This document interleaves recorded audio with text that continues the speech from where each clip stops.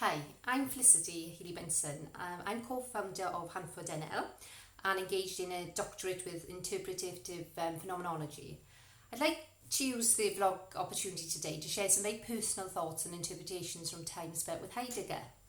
Phenomenology requires going to the things themselves. And in my experience, to get one's head around a methodology that you can work with comfortably requires an investment of time spent with the original texts of, at least in my case, the phenomenological thinkers.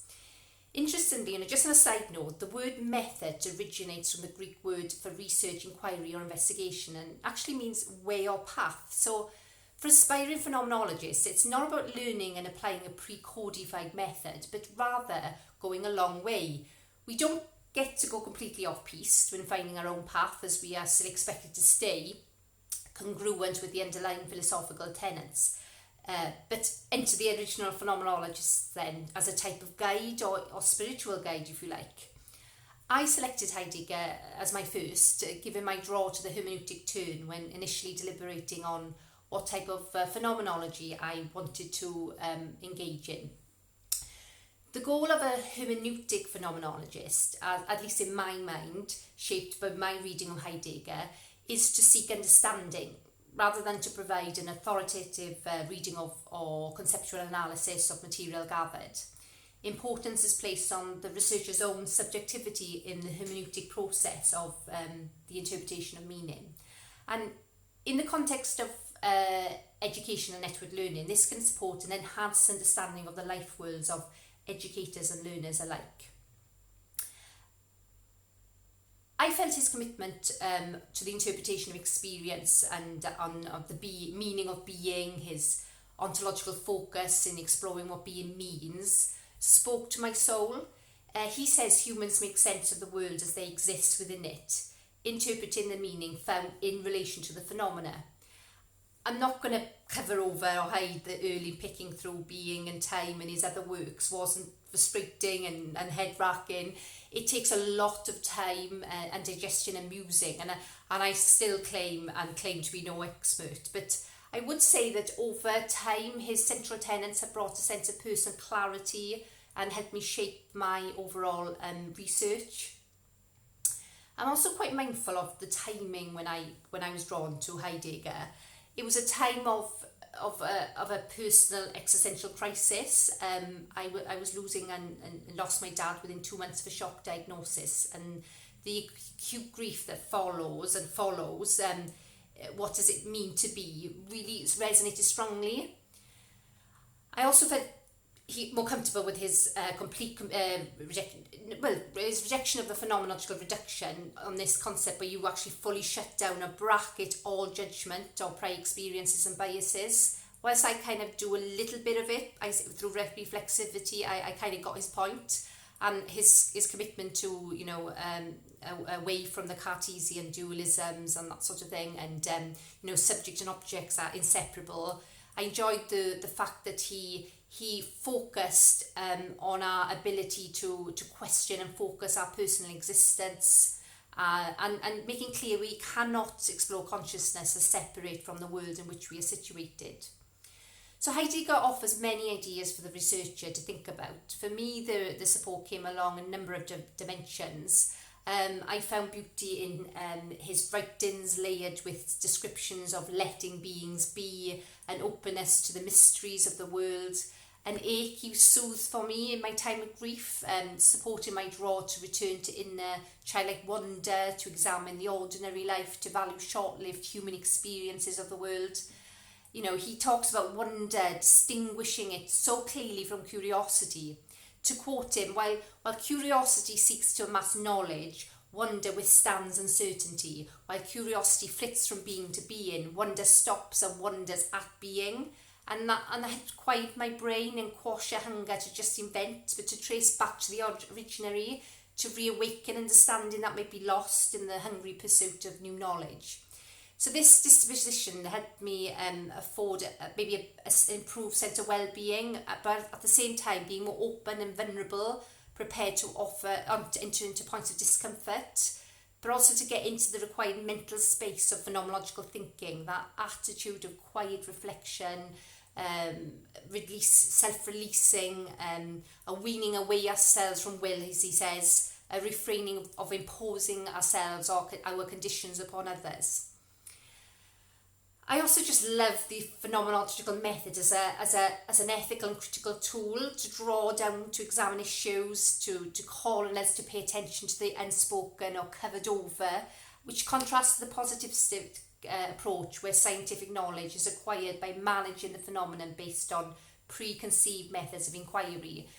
This type of epistemology asks we empty our minds of our habitual tools and we keep one's ears open, or more fully open and more attentive. Heidegger calls this authentic hearkening, and it requires the mind to develop an allocentric, which is like having one's interest and attention centered on other people, in this case the participants in the study, or key for building pedagogically responsive insights for educators and for the experts and architects who design and build or work in these educative network learning environments. My favourite poem, John O'Donoghue, notes that Heidegger says true listening is worship.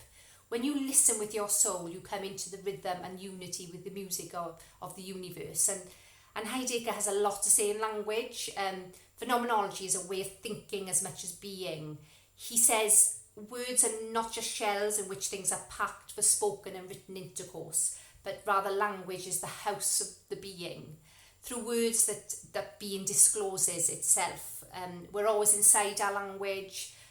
This method requires a change of one's relationship with language. We have to be very careful with the words we select that are capable of expressing the essence of the phenomenon that we inquire upon or into. I also think Heidegger has influenced my being as much as my researching. Heidegger as Dason's possibility to be itself or not itself. I don't have to live the way I do. I'm ultimately responsible for who I am, how I live. I own up to that responsibility. Heidegger's name for that kind of existence in which we take responsibility being authenticity. The inauthentic Dason has not taken responsibility for itself, that lives in the way others think it should. And that's not to delimit our responsibility, but helps us find a sense of what is worth devoting our lives to or not, or what we busy ourselves with. Heidegger is clear that a reliance on science alone, or something that can't be scientifically theorised, we risk overlooking in the world. And my philosophy, just like Heidegger, stands in that sort of existential tradition. That philosophy must be grounded in our personal, engaged involvement in the world. I love his emphasis of the passion over the mechanistic workings of the physical universe. His elevation of the ontic truth, where we look to show things as they really are, is something I'm personally drawn to on a number of levels. Truth is an act of unconcealment. Phenomenological descriptions unconceal entities by helping us see what those things really are. All of this is perfectly placed in my mind for questions in a network learning and educational context. And he further brings in very modern themes like technology. Like Heidegger, I lean a bit more towards the concern or worry of its threat than its promise, that we're experiencing everything as a resource to be led into a life completely enveloped by technology, that we risk putting our lives at risk. And this interest is not that we avoid technology, but that we avoid the snares ahead.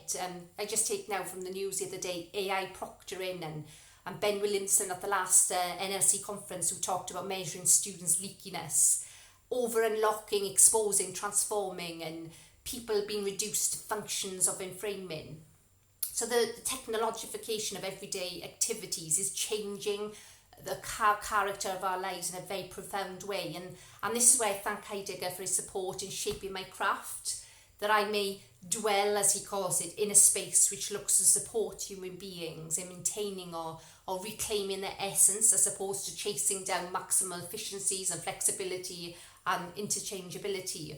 And this feeds into my sort of doctoral goals to support an education system which ultimately helps us reunite with our essence, rather than be led into a technological resource. And it also feeds into my sustainability and harmonious projects, which are ultimately about saving the earth and not exploiting it or mastering it or subjugating it. So anyway, these are just some of my thoughts and ideas from spending time with Heidegger. I note it's a very personal individual interpretation, so I make no declarations about it. I'm sure you could challenge me on a number of points, but I'd love to hear how you have drawn from Heidegger. Has he influenced your thinking, your being, your research endeavours? And that's what Hanford is all about, is having that sort of open discussion. So I look forward to seeing you there. Thank you.